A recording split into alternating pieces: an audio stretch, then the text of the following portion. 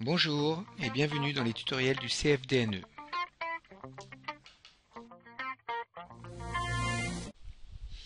Nous allons voir comment créer des groupes et groupements. Alors je suis sur un cours qui est une évaluation en langue pour tous les élèves de seconde.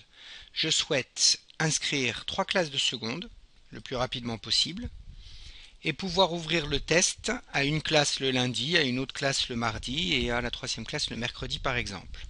Donc pour cela, je vais devoir d'abord inscrire 3 classes et créer des groupes et des groupements. Alors je vais dans Réglages, Utilisateur, Utilisateur inscrit, et je vais faire inscrire une cohorte. Donc mes 3 classes sont ici, seconde 1, seconde 2 et seconde 3.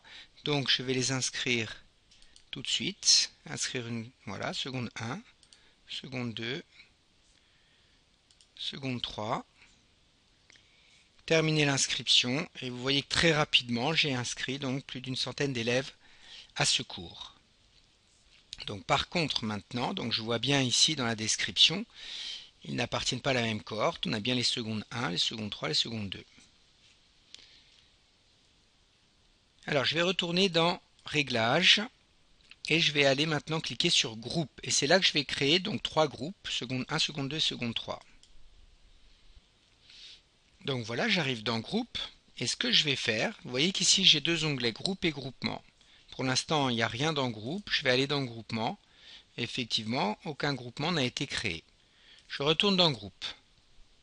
Plusieurs possibilités pour créer un groupe. Je peux juste créer un groupe, je vais le nommer, et ensuite il faudra que j'aille chercher dans toute la liste des secondes les élèves que je souhaite mettre dans ce groupe.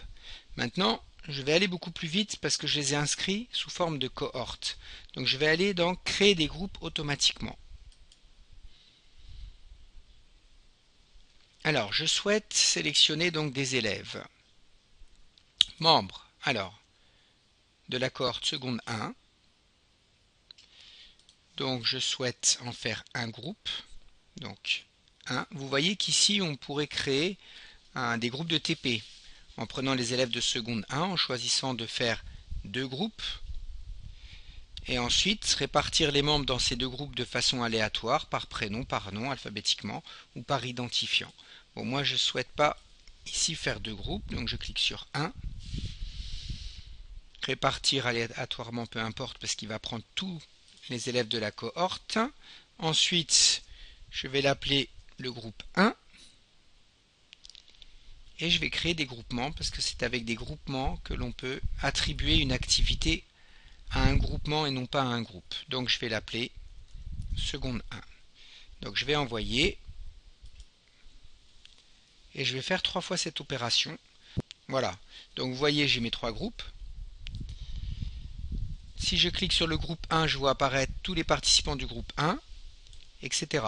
Je vais aller vérifier que j'ai 3 groupements de créés, seconde 1, seconde 2, seconde 3, dans lesquels il y a les groupes 1, 2, 3 qui correspondent forcément aux classes. Alors je vais retourner maintenant sur l'évaluation et on va voir comment on peut attribuer une activité uniquement à une classe. Alors que les 3 classes sont inscrites.